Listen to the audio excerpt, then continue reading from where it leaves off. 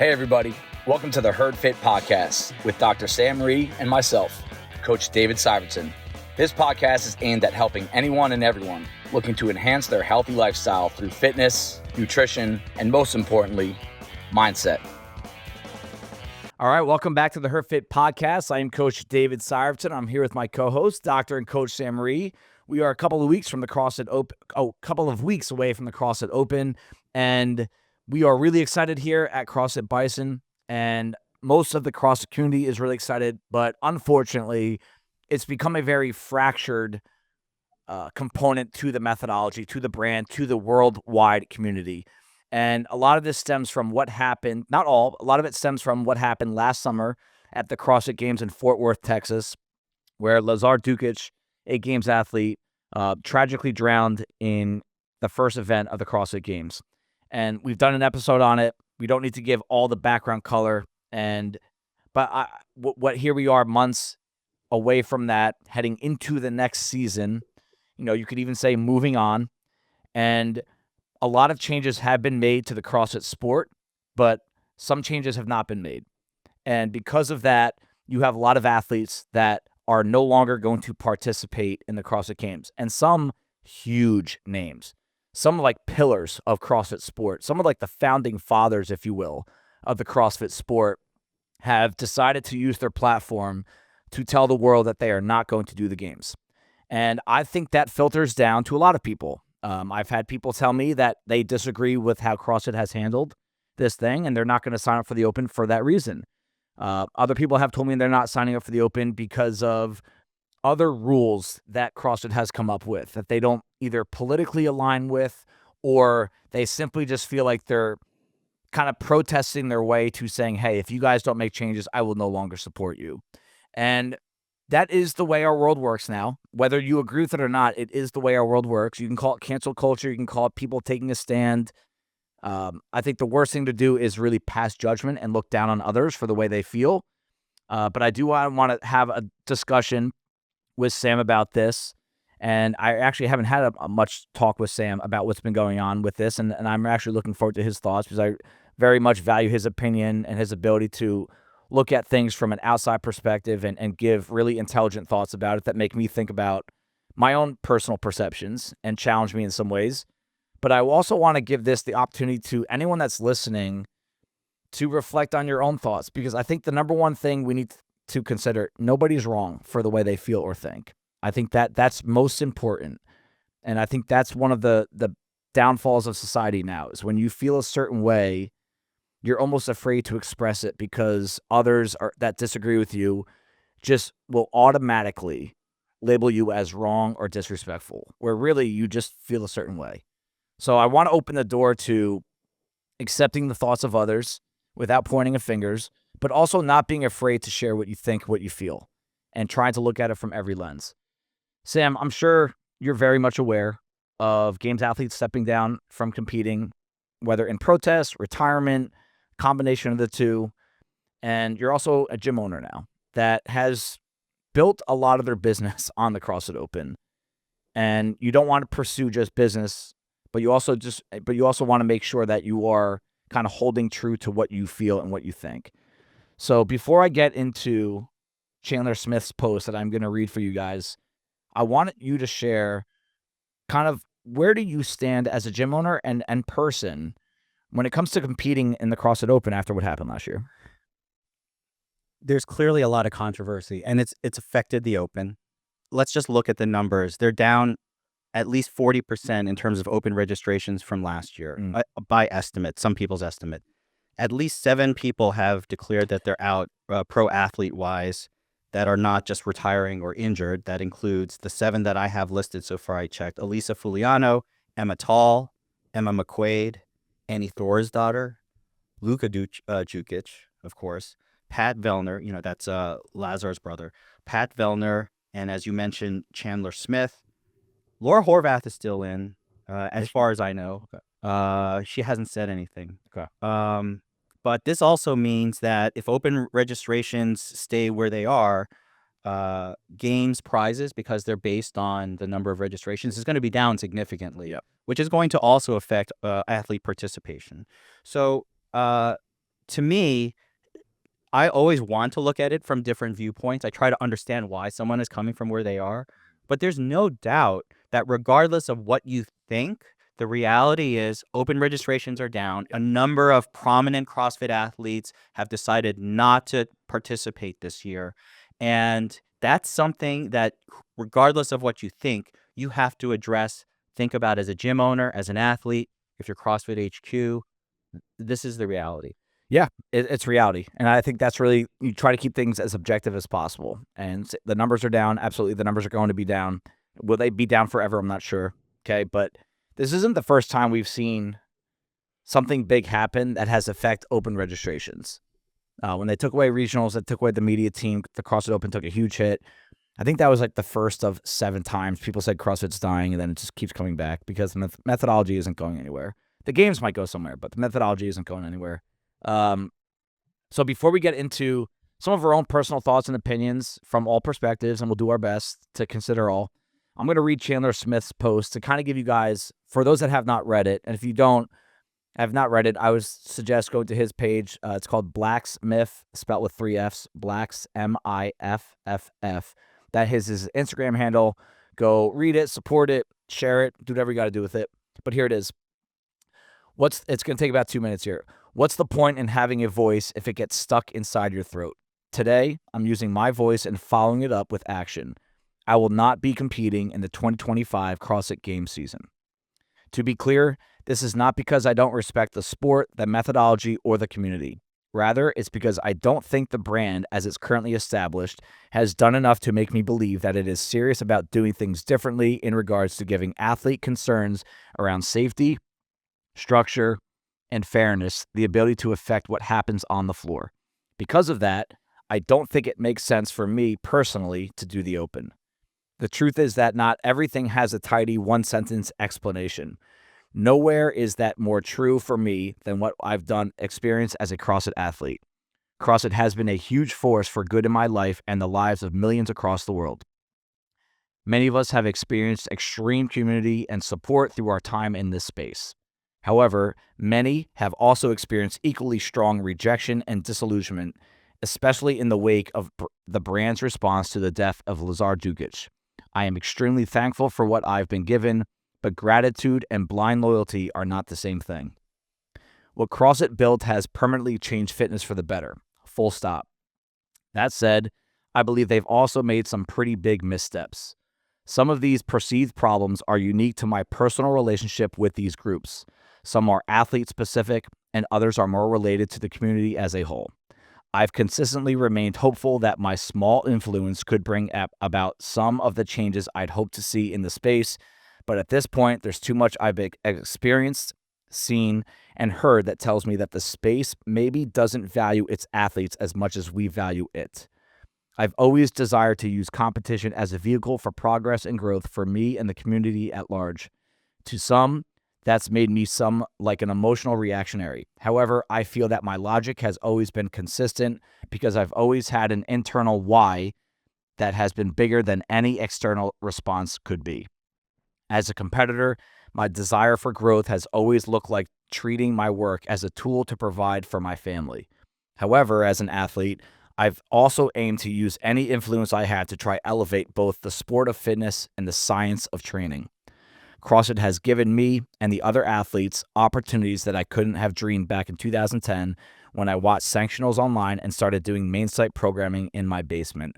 I truly love the work, lessons, and people I've met along the way, and I've always viewed my decision to compete as a way to give back to these groups. The best way, I believe, to support this year is by using my absence as a vote towards challenging the CrossFit community to follow through on the methodology stated focus towards continuous improvement. This year, Jesse and I will primarily compete and support the World Fitness Project and High Rock Spaces with their missions in the fitness world. But as per usual, we'll likely end up competing a bunch since that kind of is the point of training to get really fit. If the last 10 years of the Open taught me anything, it was to believe that competition brings out the best in anyone.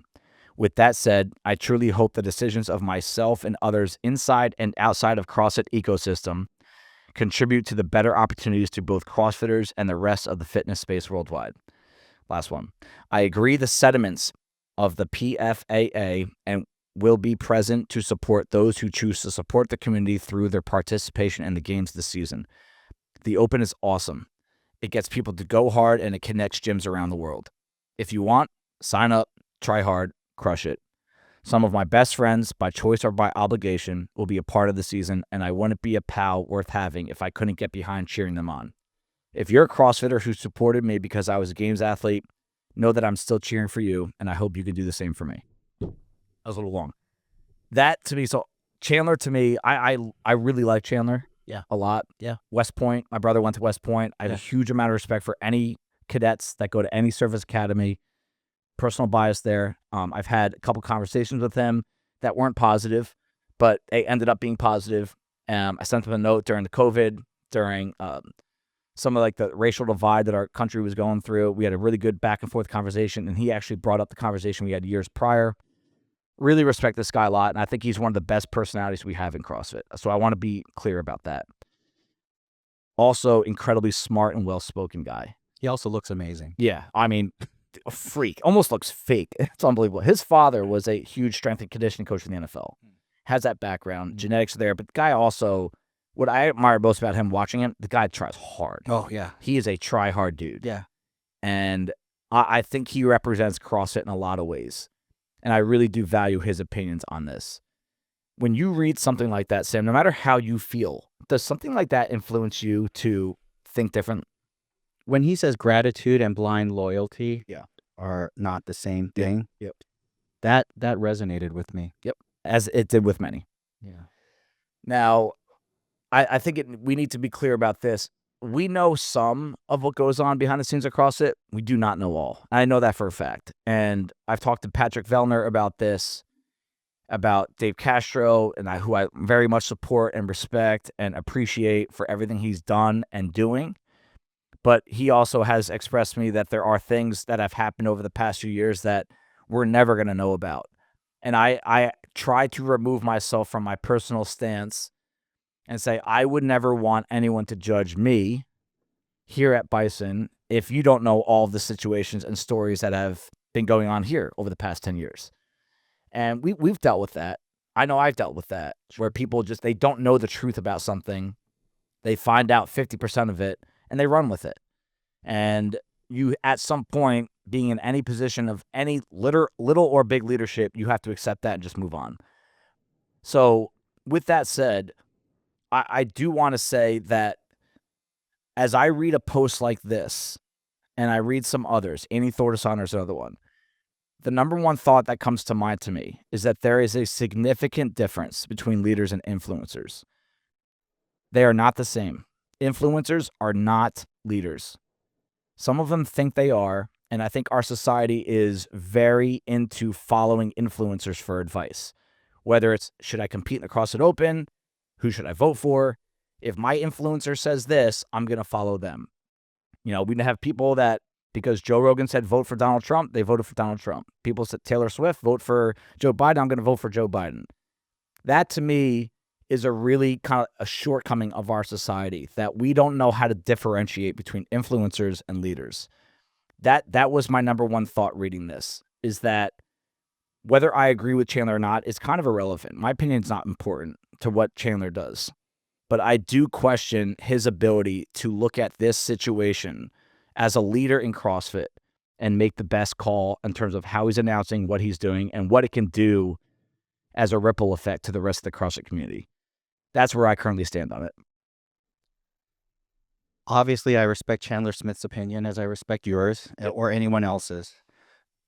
You're right.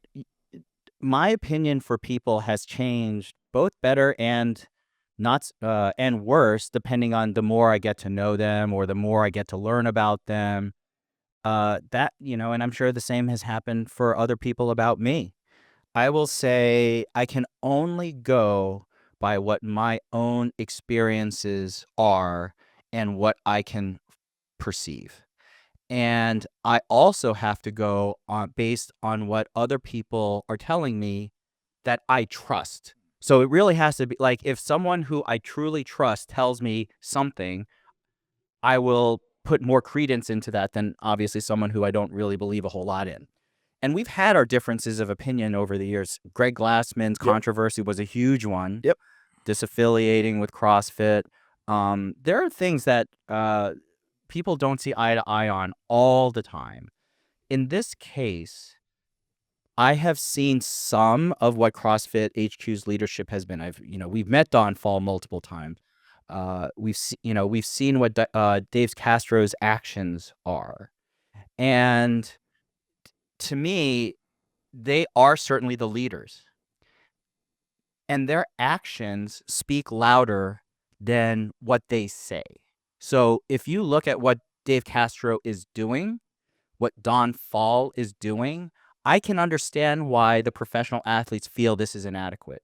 And I understand, listen, I might not feel this way because I'm not a professional athlete, but I see a lot of people out there. The general consensus is CrossFit HQ is not doing enough, whether it's because of things that happened 5 years ago, not just the death that happened last year, or just because of the death that happened last year. There is a groundswell of a lot of people, a lot. And I'm talking about, I've talked to Aaron Hind, Tegan Finn, all these people that have nothing to do in terms of being invested into CrossFit, but observers. Yeah.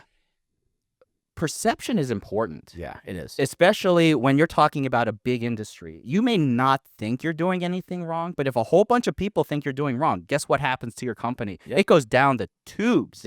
And I don't care. If you want to stick by your principles and say, listen, we're not doing anything wrong, we're going down with the ship, so be it. The ship is going down. The ship is going down. And so that's how I feel CrossFit HQ is going. They're sticking to their principles. I've never known Dave Castro to act differently than what I expected him to act. I feel like he's been consistent, whether you agree with him or don't. The other thing is CrossFit HQ, like I've always said, is uncompromising. They've been uncompromising from day one for everything.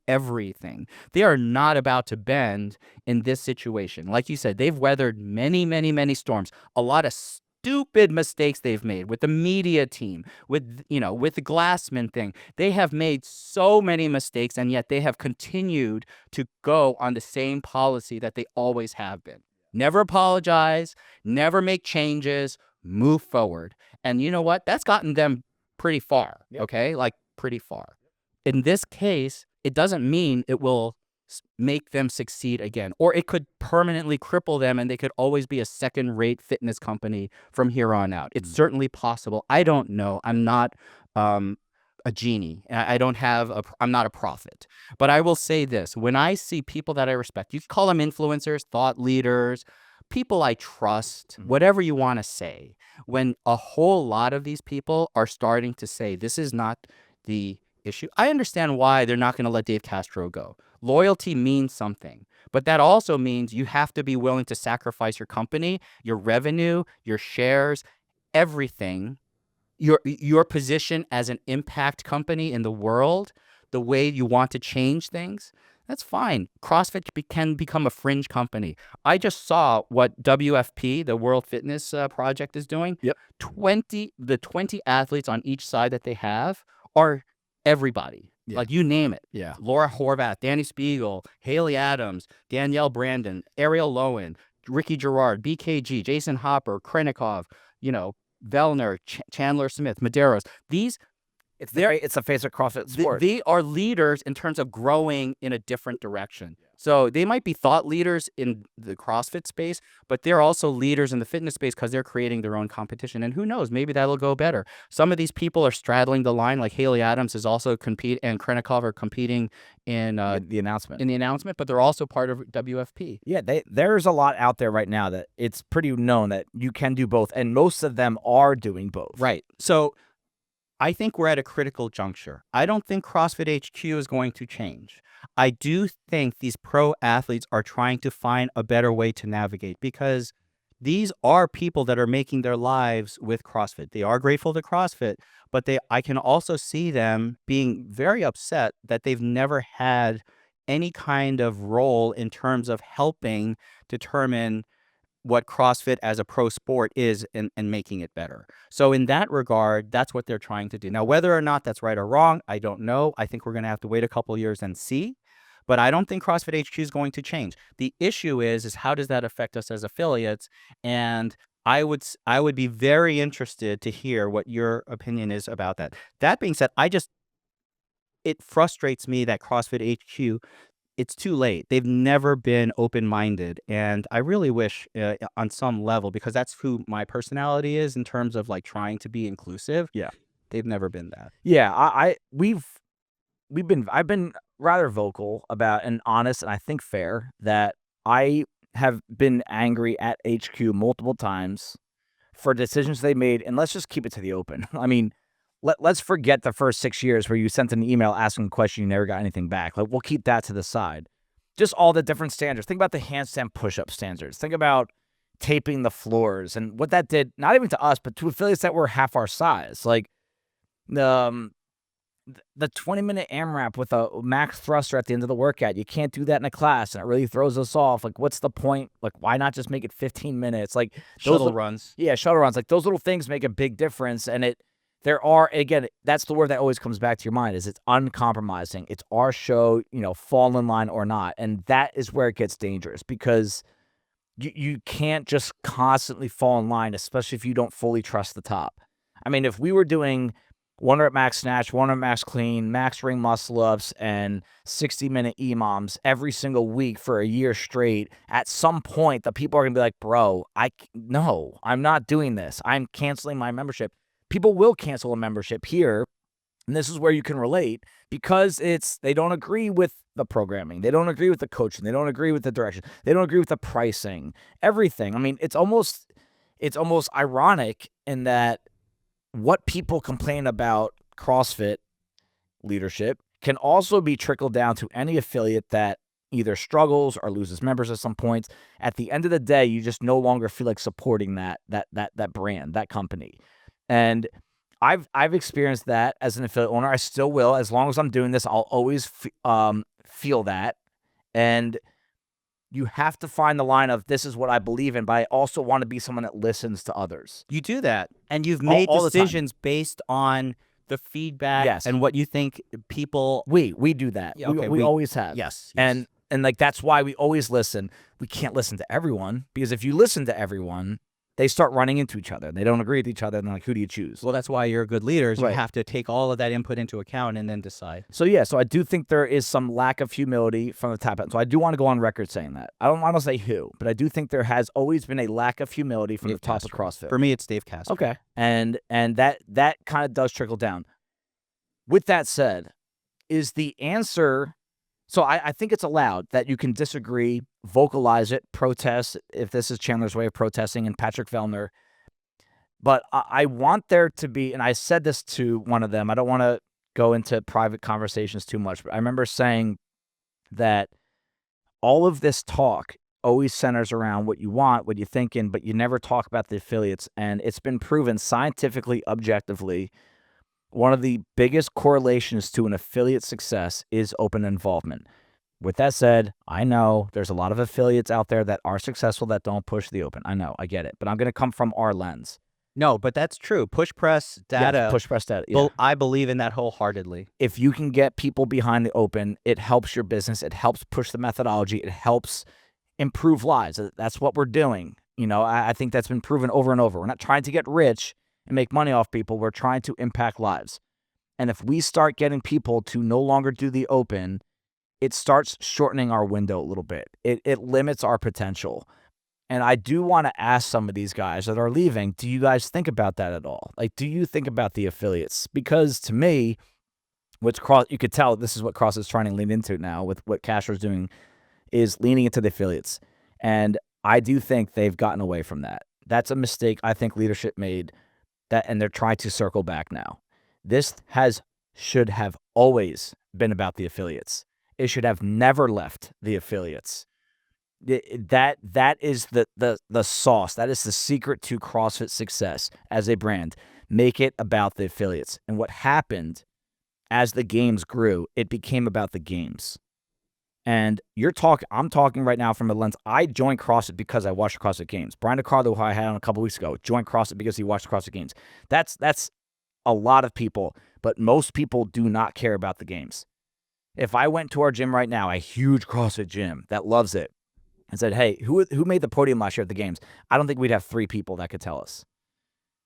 What place did Chandler Smith come in, and what place Vellner come in? How did they do at Wadapalooza? I don't think you'd have 2 people that would know the answer to that. But they are the ones. Those are the ones that are influencing the potential success of our gym. Someone gave me an idea 2 days ago from our gym. Didn't get his permission to put his name out there, but he said maybe this is actually the end of the CrossFit Games, which is a good thing. Maybe the Open now only becomes about the affiliates. Maybe the advancement of getting to the next stage is no longer about what training program you're on, how many times you work out per day. Did I leave my job to pursue this fantasy of being a games athlete? Just work out 5 days a week. Join your community, have fun, get tested in the Open, move on to the next year. Community Cup. You know, like that's what the Open's about. You do the Open, you do the Community Cup, there is no more games. There is no more quarterfinals. And I'll tell you what, as a competitor, that would make me upset, but I'll find other avenues to compete in if I want to.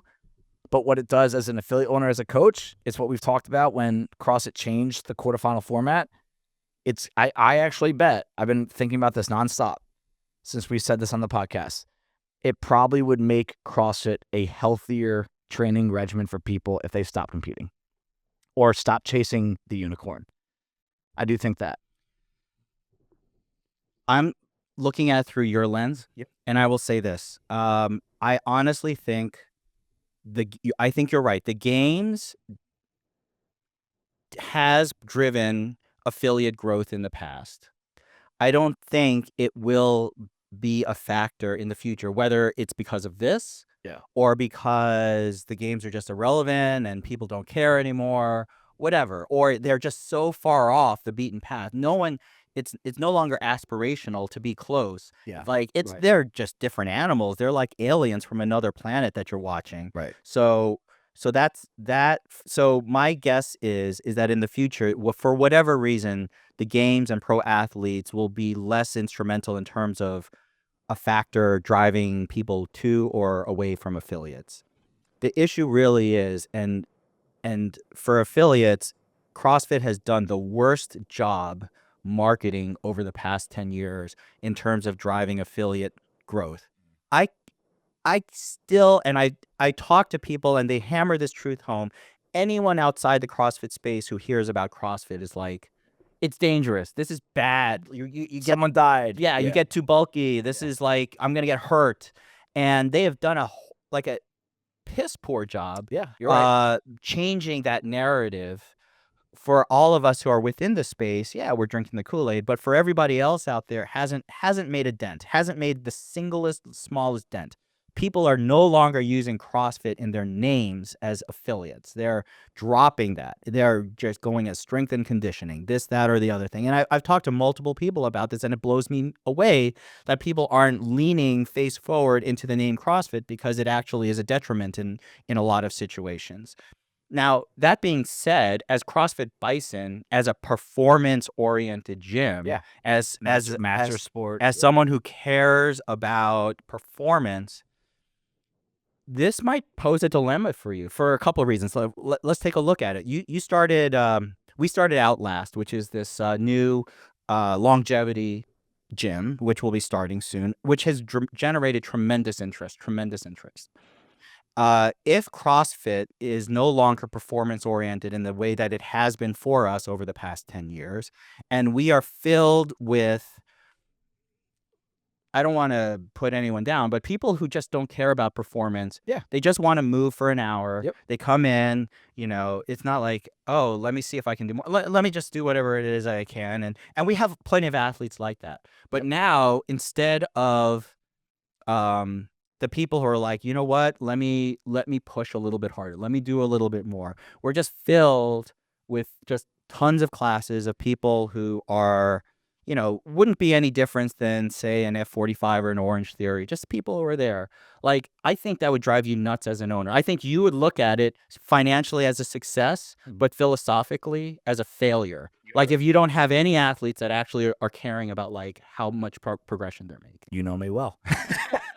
And so I think we philosophically are at a crossroads too. I think you're trying to handle it by building a second gym that sort of addresses some of that. But on the other hand, how are we going to go grow CrossFit when it continually seems to be almost like you are a loyalist, like you truly believe in it. And I am too. I believe in the methodology. I'm never going to do anything other than CrossFit. But I also feel like into the general public, it hurts us in a huge way. It does. It limits growth. And you could say, and I am also, as much as I am a loyalist, I'm also, I like to take blame myself. I just do. I look inward. I always say, like, are we doing a good enough job? It's not, is CrossFit doing a good enough job for us to grow our gym? It's, am I doing a good enough job to help the gym grow? Like, if we go down to membership, I'm never like, ugh, you guys are just not doing a good job. It's like, hey, I need to do better. I need to fix. And like, I'm always going to be like that. And it's a blessing and a curse. Trust me. But with us growing a new brand, a new gym from scratch in the same building as our CrossFit gym, I have uttered the words before that I could see it being bigger than our CrossFit space. But I am also looking outward when I say that. I am paying attention to what people say and feel. I believe, as Chandler has said in his post, I believe in competition. But I always feel like I've been misunderstood from day one in this regard. And I still think even people that are close to me, they don't understand how I feel about this. I believe in competition because it brings out the best in yourself. It can get you to your peak. It can make you do things that you don't want to do. It can make you be more disciplined. It can just truly make you the best version of yourself. At no point in there am I saying where you rank, right? Like Sam let's see, in next week's episode, we're going to talk about 0.1 scores and ranks. And I remember, as you're going through my score, I'm like, yeah, I crushed that one. And you're like, you came in 2800th in the world. Like, at the end of the day, I didn't. I got crushed. There isn't an athlete in our gym that crushes workouts. Like, you go put yourself in a worldwide rank, like, you got spanked. You got bent over and spanked like a little kid in every workout you've ever done when you're looking at a competitive nature. But you know what the competition did? It made you see it made you push to your limit. And yes, guys, genetics have physical limitations that put us. Your old injuries that you had when you were growing up or in your early days of playing football, they're going to creep back up. We know that. But you know what competition does? It makes you really push to see what you can do. And I think the second you stop pursuing that, especially the older you get, it disappears fast. It really is a sudden, nasty drop. And then at some point you look at yourself and like, dude, what happened? And then you fall in line with everyone else in the world. It's like, yep, I'm done. I give up. You still have 20, 30 years left of life. I'm like, then it really gets bad. I think the older you get, there's actually more responsibility to be competitive, not to beat others, not to put your self-worth in where you rank. Because at the end of the day, it doesn't matter where you rank. It means that you are trying as hard as you can in and out of the gym to be the healthiest version of yourself. That's why I believe in the performance side of it. And the second you take away something that is from above, the open, and you fracture it and you get people to start thinking, maybe I shouldn't do this. Maybe my influencer goals or my influencers that I look up to aren't doing it. Now I'm not going to do it. I don't think they understand, and even the athletes that are backing away from this, both at Bison and at the games level, I don't think you understand the ripple effect. And you can tell yourself you don't actually care that much. I know that would be the answer a lot of people would say. Like, Dave, yeah, I don't want to do the open, but I don't care about it anymore. Okay, cool. There are going to be negative ripple effects that come from that. I guarantee it. And I also think that some have lost scope of what the open is beyond the competitive side of it, the community, the support. We have an episode coming out next week about some of the best moments our gym has ever had. If I had to give a top 100 moment of the Bison history, 80 of them were probably from the open. In all gym history, I bet 80% of our top moments have come from the open or quarterfinals or semifinals or the games. We're losing that. I will say this. I think these influencers, why do you think these people are doing this? They're trying to put pressure on CrossFit HQ to make changes. Now, the problem is... like they did in 2020. Right. Yeah. So, and they did make changes at that time. Are they happy about them, though? Did it end up being a good thing? I think, I don't know. But I will say this. That's complicated. I don't think CrossFit HQ is going to change. Let me put this. Okay. Based on these comments and the withdrawals of these pro athletes. I don't think long term or just this year. For sure this year. They're not going to make any difference, and it probably won't make any difference in the long term. So these athletes have to figure out now, okay, well, we didn't make any dent in what CrossFit HQ's policies are. What are we going to do? We lost all our leverage. That's where the WFP comes into play. The unfortunate byproduct of this clash between the pro athletes and CrossFit HQ is the Open. It's the affiliate. It's us. Yes. Okay. So that's where I stand looking at it. I understand where both of them are coming from. Yeah. All it does is it hurts the children, us. Yeah. like when the honestly. parents fight or whatever you want to it's call like it. parents that get divorced. Right, kids, right. So what is it that we can do as affiliates? Well, we can certainly work to grow the Open because that actually does benefit us. Right. Literally, financially, it does. Yep. And then secondly, what moments can we take away from it? And I will say this: I want a balance of performance as well as longevity and health. And I will tell you, the win that I took away from this is the exact perfect moment of what this felt like for me as a coach last week. So I had a little 7-minute AMRAP to coach, and then which was a warm up, and then a 12-minute like work up to a heavy snatch. Yep. And I have a lot of people don't like snatching, especially the casual athlete. Yep. And I told them, listen, learn new skills. That's what you're supposed to do. As you get older, get better at something, work on it. That helps your brain. It helps what you're doing. I use the term neuroplasticity, which a lot of people made fun of me for. They love it, though. They love it. I have people comment about it. They love it. So, They do. you know, like I'm old. I need to keep pushing. It's evidence. There's strong evidence that you have to keep pushing your brain in order to, use it or lose it. So there's a guy in my class, and he is a big shot network executive. He doesn't need this for any other reason other than he's trying to get fit. And so he comes, like, he's doing the snatch where he's like, Sam, I hate snatches. I never liked this movement, but you know what? I'm going to give it a try. Can you watch me and make sure I'm trying to do like the right thing here? And so he's doing it. And I'm like, yeah, you're getting better. Like, you're not pressing out here. Your second pull is like, nicely accelerating with your first. And I was like, that's great. And he's working on it. Then, of course, he goes too heavy and then it just falls to crap. Yeah. And I was like, you got to go down on the way. You got to go down. But he sat there and it was like, you know what? It was like leading someone to someone. And they're like, you know what? I don't want to do it, but I'm going to try it. Right. And as a coach, I was like, yay. That's like, the moment. Yeah, yes. And then, the of moment. course, like 5 minutes early, he's like, I got to go pick up my kids. Bye.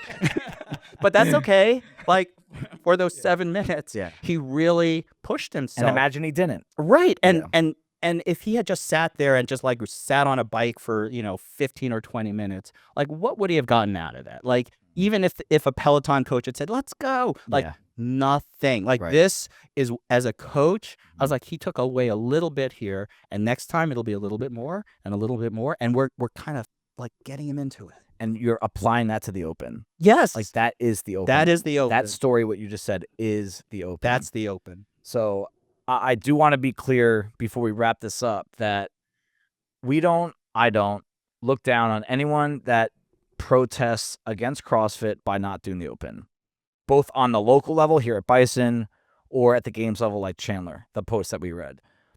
So I just want to be clear. Like, you could end it that way.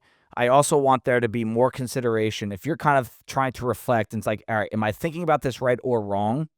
I would say remove what you initially think and just look at it from the lens of the affiliate, look at it lens from the athlete, and look at it from the lens of CrossFit HQ. Because as much as we say they don't change, I've talked to Dave Castro, I've talked to Adrian Bosman. I remember, dude, I don't know if firing him or putting him in jail is gonna make you. I hope it doesn't make you feel better if that's what.